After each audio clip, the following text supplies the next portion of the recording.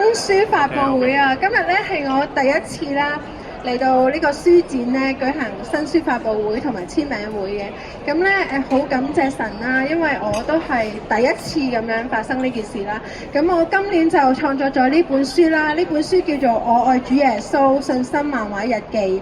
咁裏邊咧其實啲內容咧，其實我真係要感謝神。而家咧世界盃啊嘛。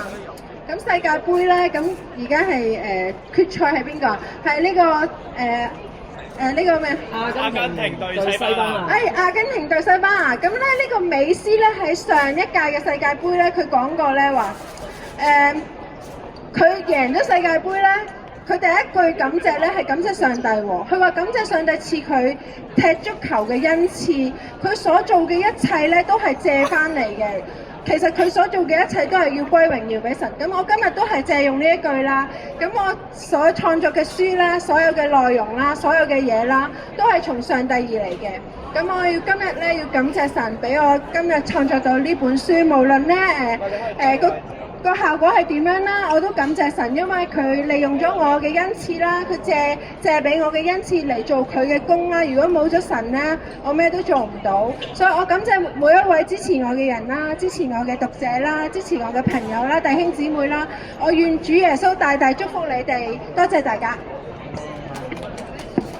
好，可以簽名啦。不如我哋一齊，我哋全部人係都係要歸榮耀俾神。咁我今日都係借用呢一句啦。咁我所創作嘅書啦，所有嘅內容啦，所有嘅嘢啦，都係從上帝而嚟嘅。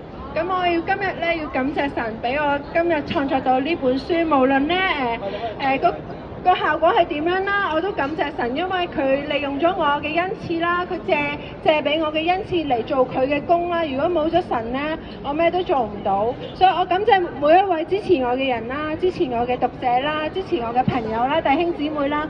我願主耶穌大大祝福你哋，多謝。